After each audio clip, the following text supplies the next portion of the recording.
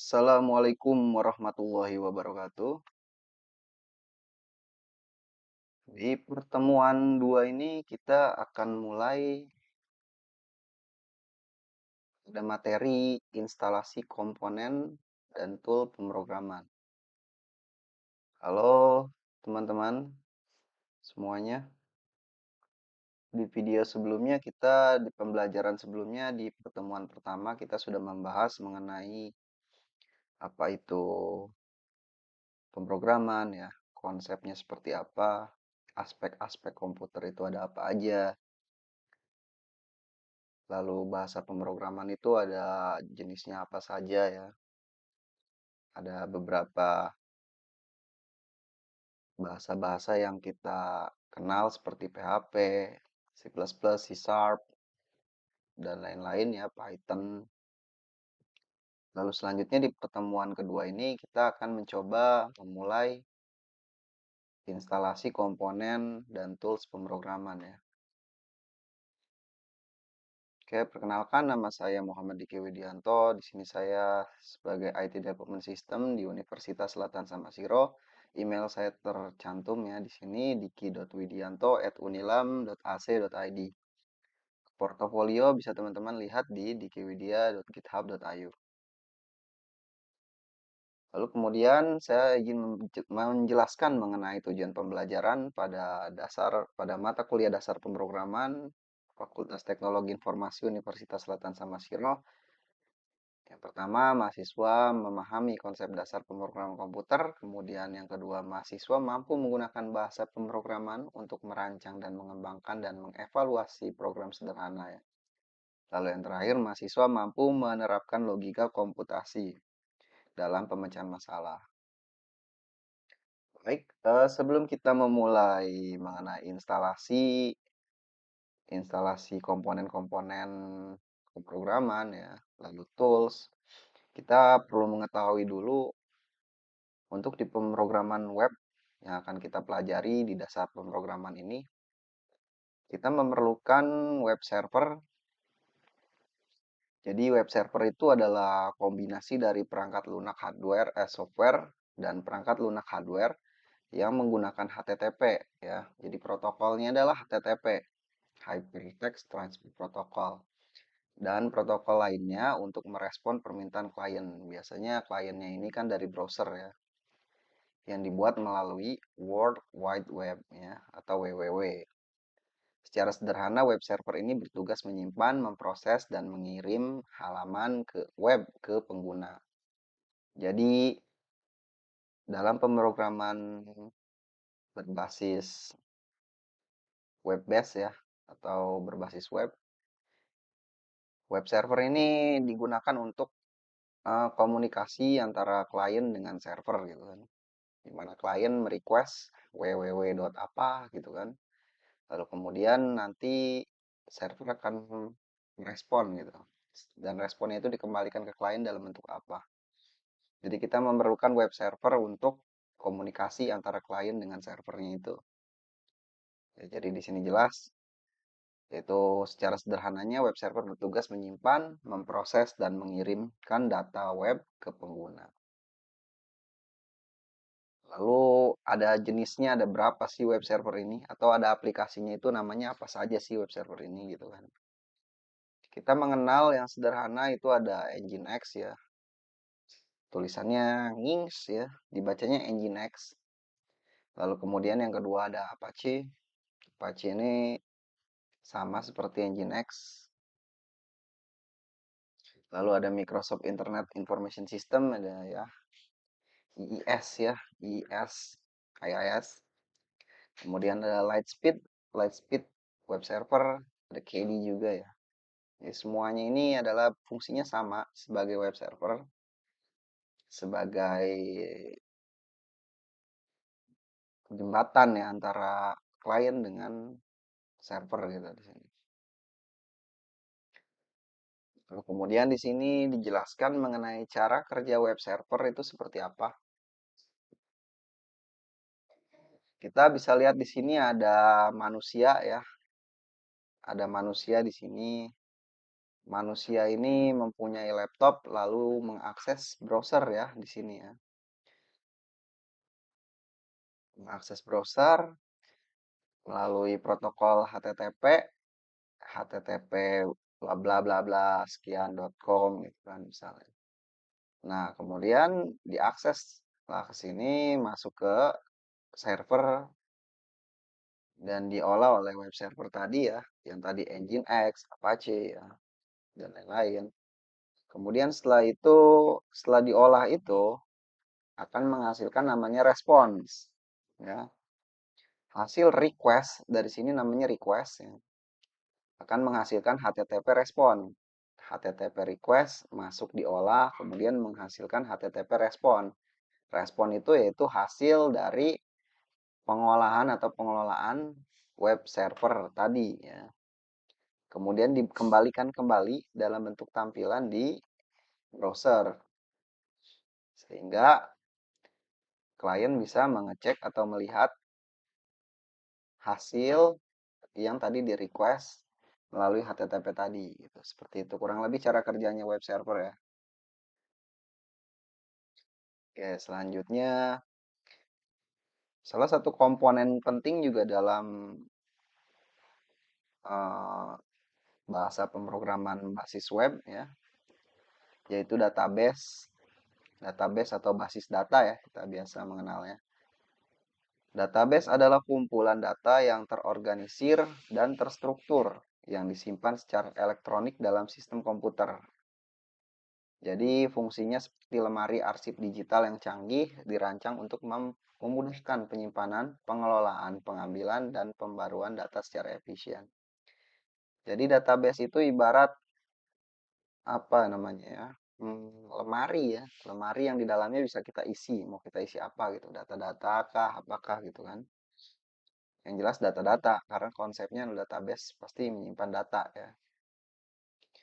Nah, di sini kita bisa kita bisa di dalam database ini kita bisa namanya ada proses query ya. Query itu ya seperti kita ingin mengambil data apa gitu kan, berdasarkan apa gitu. Jadi kita bisa memfilter data itu gitu ya. Jadi kan semua data banyak nih. Dan kemudian data itu kita bisa filter dengan query tadi gitu. Atau kita juga bisa melakukan manipulasi seperti kita bisa melakukan operasi matematika juga bisa di dalam database ini nanti ya. Konsepnya tetap menggunakan query ya. Jadi nanti seperti kita ingin menjumlahkan, mengalihkan, atau menambahkan. Seperti itu. Dan juga database juga memiliki beberapa ini ya, tipe-tipe data gitu kan. Tergantung dari kita menggunakan jenis yang seperti apa. Ya, untuk seperti MySQL atau MariaDB gitu dan lain-lainnya gitu ya. Nanti kita akan bahas itu semua.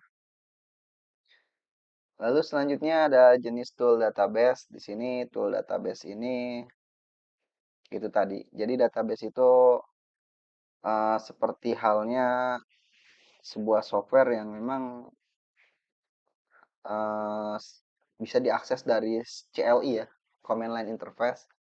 Nah, kita butuh tool untuk melihat dalam bentuk uh, Graphic User Interface-nya atau GUI-nya ya. Nah, ini fungsi-fungsi toolnya ini.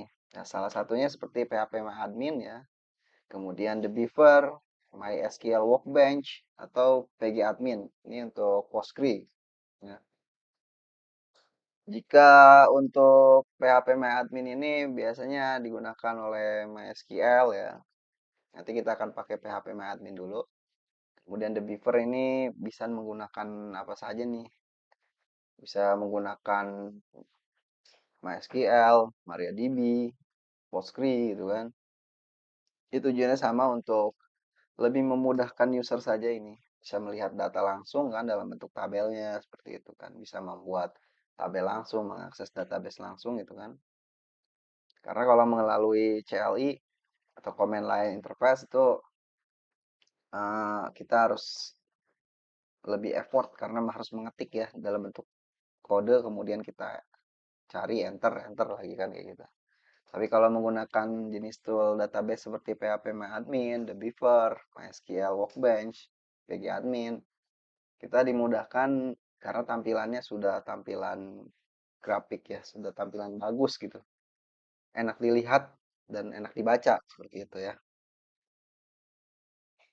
Oke, selanjutnya kita perlu namanya menginstal IDE atau Integrated Development Environment ya. Jadi apa itu ya IDE? IDE itu adalah aplikasi perangkat lunak yang menyediakan fasilitas dan alat komprehensif untuk para developer atau pemrogram dalam mengembangkan, memodifikasi, mengompilasi, dan debugging atau mencari dan memperbaiki kesalahan kode. Jadi apa sih simpelnya IDE itu ya seperti perangkat lunak ya, yang memang dia digunakan seperti untuk ngoding lah, buat buat alat untuk mengkode, kita membuat kode seperti itu ya. Contoh-contohnya tentunya seperti Visual Studio Code ya, jenis-jenis kode editor itu kan, atau IDE, atau seperti Sublime Text. Kalau dulu ada namanya Komodo Edit, lalu Notepad++, atau Adobe Dreamweaver ya. Mungkin teman-teman pernah coba Notepad++ atau Adobe Dreamweaver ya, atau Visual Studio Code. Itu sebetulnya sama saja, yang membedakan mungkin ada beberapa fitur dari mereka yang memang lebih, oh ini fiturnya lebih mudah gitu, oh ini fiturnya lebih nyaman kayak gitu kan. Jadi tergantung kita mau pakai yang mana itu tidak masalah ya. Yang penting mau pakai apapun itu kode yang kita jalankan ya memang yang kita tuliskan benar gitu sehingga kodenya bisa berjalan itu saja sih yang penting. Oke, kita langsung saja untuk instalasi software pemrograman ya. Jadi di sini ada beberapa tahapan untuk menginstal software pemrograman. Nah, ini saya menggunakan basisnya ini basis teman-teman yang mana banyak ya, banyak menggunakan yaitu menggunakan Windows ya, sistem operasinya sehingga kita coba di Windows terlebih dahulu. Yang pertama kita dari 6 step ini kita pertama harus punya XAMPP ya. Jadi XAMPP itu tadi software bundle yang mana isinya itu sudah ada Apache, kemudian MySQL, PHP dan Perl. Ya, jadi itu sangat memudahkan kita untuk mempelajari hal-hal baru mengenai pemrograman dasar khususnya di web base ya atau basis web ya. Oke, kita mulai saja. Pertama kita unduh XAMPP dan Visual Studio Code pada halaman situs resminya. Lalu install di laptop, PC, Windows Anda masing-masing. Kita coba masuk ke XAMPP ya. Coba XAMPP. Kemudian kita coba download di sini ya, download XAMPP. Nah, ini sesuaikan dengan sistem operasi teman-teman. Kalau misalnya kita menggunakan Windows, ya kita download yang Windows. Kalau kita menggunakan Linux, kita download yang Linux gitu kan. Tapi saya rasa semua menggunakan Windows atau macOS mungkin ya, bisa download yang ini. Nah, untuk pilihan downloadnya saya sarankan untuk yang memang yang terbaru saja yang ini ya, 8212. Jadi ini bebas sama aja semuanya, cuma pakai yang ini saja, yang 8212. Karena sebetulnya fiturnya pun nggak terlalu beda jauh gitu antara menggunakan PHP 8, 1, 82 sama saja. Ada beberapa mungkin penambahan atau update patch aja sih. Ya, selanjutnya setelah di-download, diklik download, lalu kemudian akan mengarah ke halaman downloadnya ya nanti. Nah, kemudian nanti diklik saja download atau tunggu saja sebentar, nanti akan terdownload seperti ini ya. Oke ya, karena saya sudah mendownload maka saya matikan saja. Nanti teman-teman dicoba downloadnya sampai beres, lalu kemudian diinstal ya. Oke, sekarang karena kita sudah mendownload, kita langsung saja buka exam yang ini ya, exam. Yang hasil download tadi kita buka, kemudian kita install. Lalu klik yes.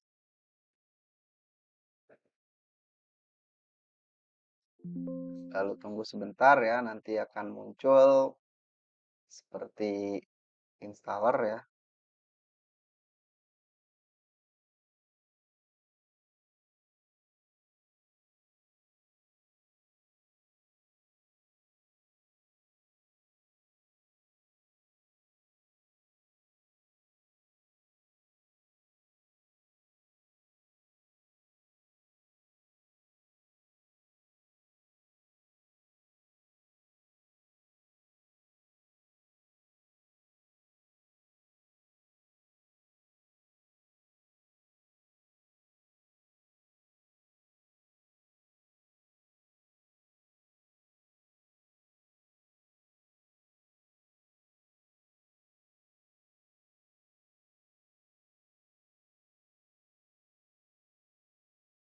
cek XAMPP installer.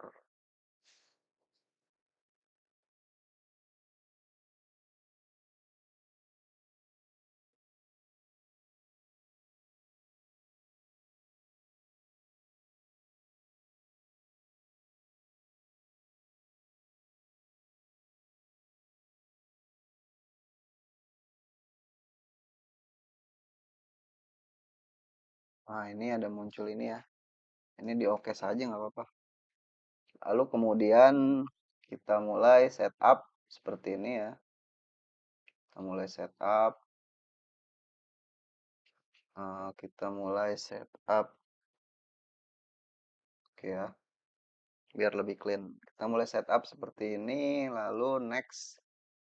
Nah, ini kita coba.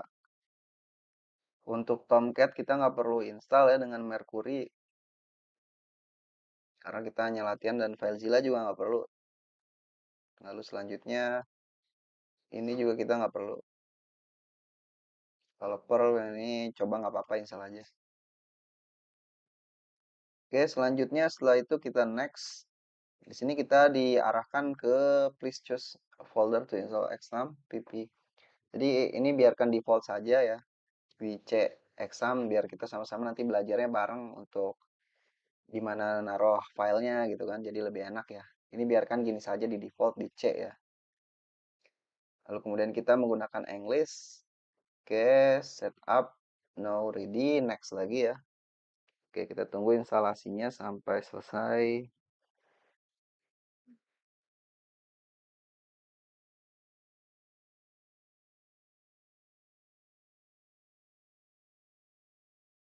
Selama proses instalasi ini, kita bisa sambil download yang tadi satunya lagi ya, yaitu Visual Studio Code. Jadi kita masuk ke sini, kita cari di sini Visual Studio Code. Oke ya, Visual Studio Code. Nah, ini dia ya, sudah ada ya. Pilih aja yang ini download nih. Download Visual Studio Code, lalu kita sesuaikan dengan sistem operasi yang kita gunakan ya.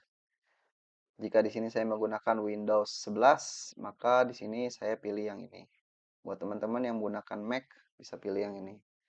Atau mungkin teman-teman yang pakai Ubuntu bisa pilih yang ini.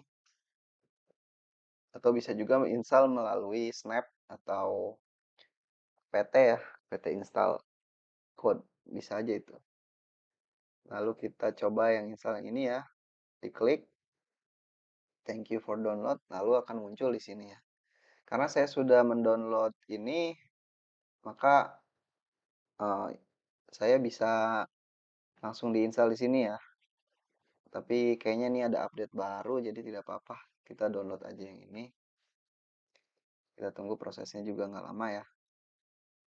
Lalu kita balik lagi ke instalasi yang tadi. Jadi, nah di sini sudah 75%.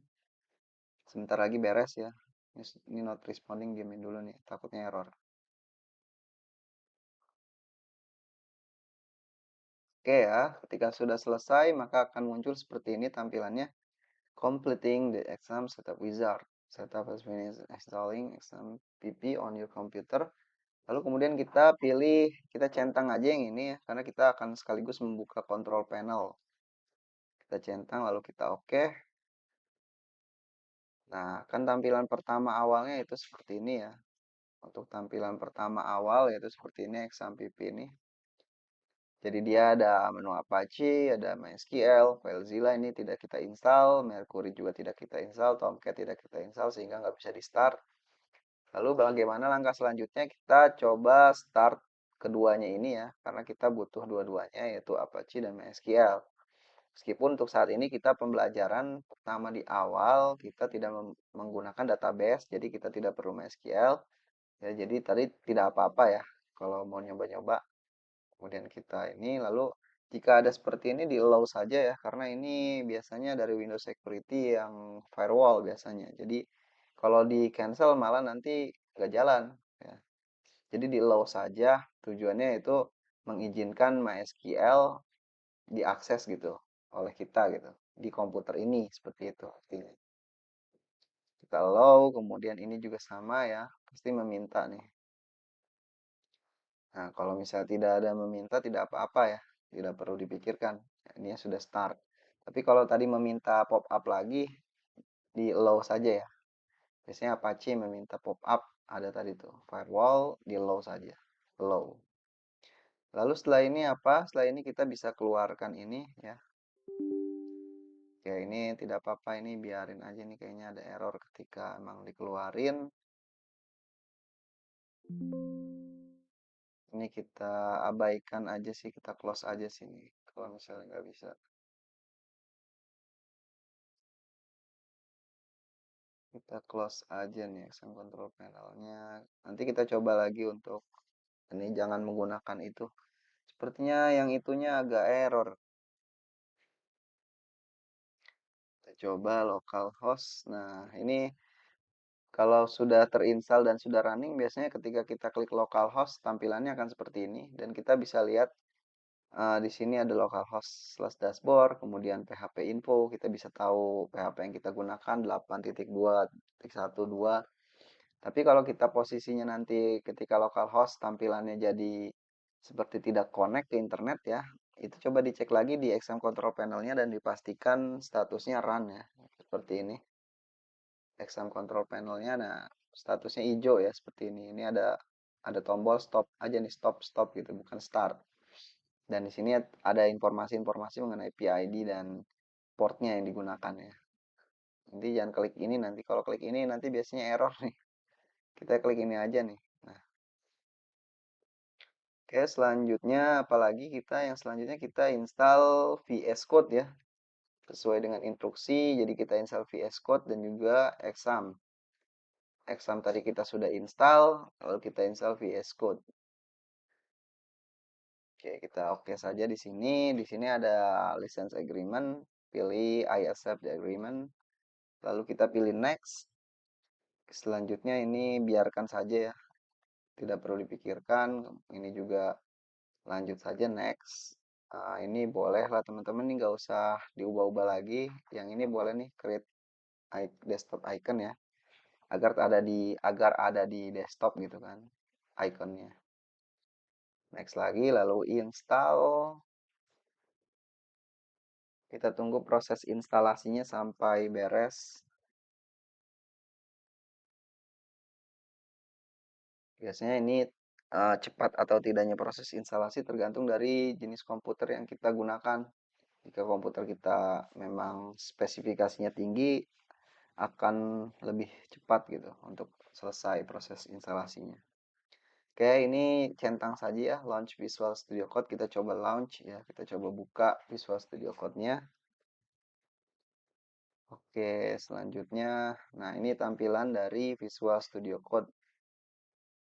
Jadi kita akan mencoba menuliskan kode-kode PHP nanti di sini ya. Lalu selanjutnya ikuti petunjuk instalasi. Wah, ini tadi sudah ya, sudah kita lewati. Lalu run aplikasi exam control panel. Nah, ini juga sudah kita lewati tadi, sudah kita jalani. Lalu buka aplikasi Visual Studio Code dan memulai menulis sintak PHP. Lalu simpan pada direktori instalasi exampp htdocs belajar PHP dengan nama hello.php ya. Kita coba di sini langsung membuat sebuah file. Sepertinya jangan seperti ini. Kita coba buat foldernya dulu ya. Jadi yang pertama kita buat folder tadi kita taruh direktorinya itu di C ya. C. Oke, C ya. Atau di sini ya. Teman-teman kalau nggak tahu di sini nih ada di sistem, kemudian pilih aja ada exampp. Lalu kemudian di sini ada htdocs. Nah, tadi kan sesuai dengan instruksi ya. Instalasi PHP lalu slash htdocs. Nah, di sini ada htdocs instalasi PHP-nya yang ini ya. Yang ini nih yang ada di C ini atau di sini ya. Nah, ini XMPP nih. Ini instalasi PHP, kemudian buka lalu pilih htdocs yang ini ya. Nah, kita buka htdocs-nya sudah dibuka lalu kita buat folder dengan nama belajar PHP ya.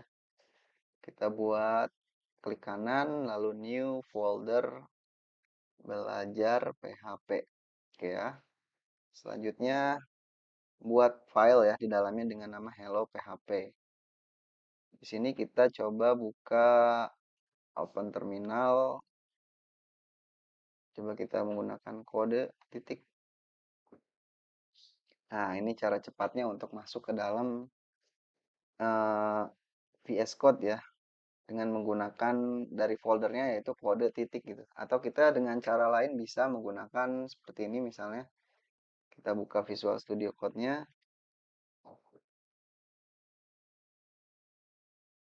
lalu kita buka open, kemudian open folder, lalu kita masuk ke C, lalu exam pp, ya, lalu htdocs, lalu belajar PHP, select folder. Oke ya, maka nanti hasilnya akan seperti ini, sama saja sebetulnya. Selanjutnya apalagi kita disuruh membuat file dengan nama hello.php. Di sini kita coba buat file, berarti di sini new file hello.php ya di sini ya. Oke, setelah itu kita mulai membuat hello.php. Di sini mulai membuat sintak.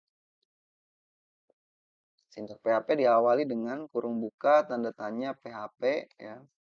Tidak perlu dengan seperti ini ya, atau bisa bisa dengan seperti ini atau tidak perlu, tergantung dari situasi dan kondisinya. Jika memang sintaknya itu diapit oleh beberapa kode HTML, mungkin kita memerlukan seperti ini.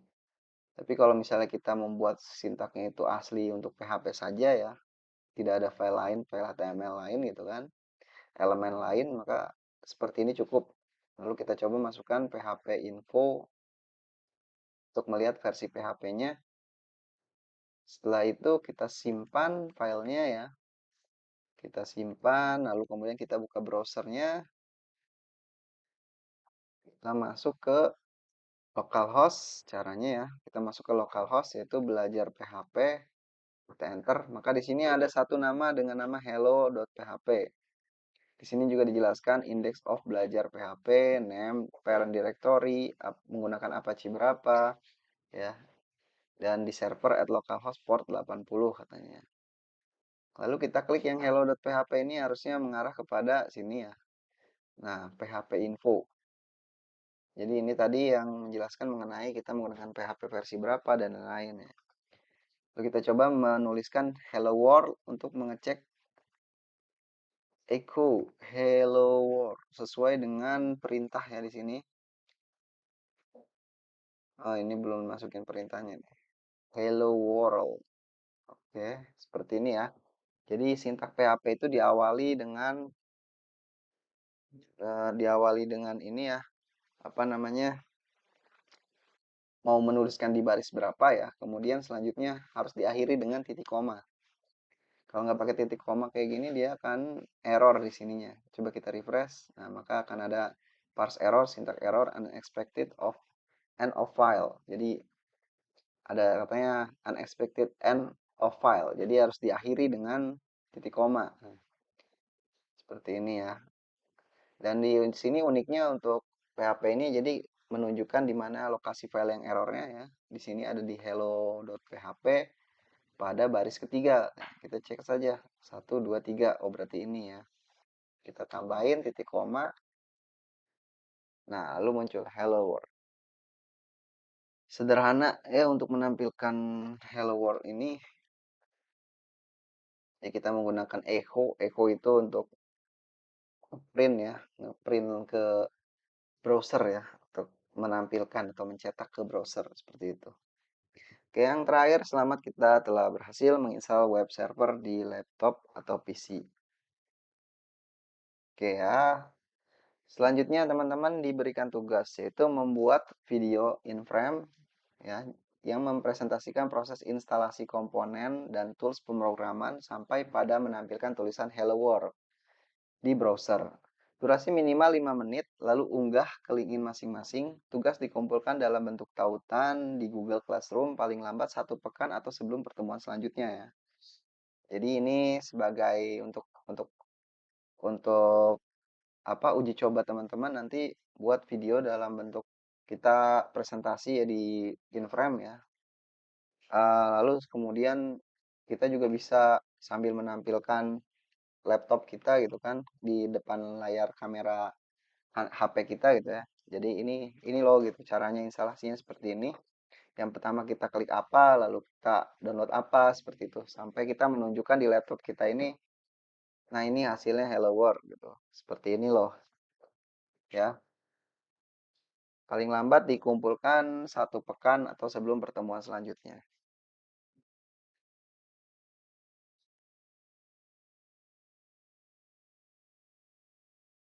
Baik, mungkin itu saja untuk pertemuan pada video video pertemuan kedua ini ya. Semoga dapat bermanfaat materi yang telah disampaikan dan mohon maaf apabila ada salah kata maupun ucapan yang salah dalam penyampaian materi tadi. Assalamualaikum warahmatullahi wabarakatuh.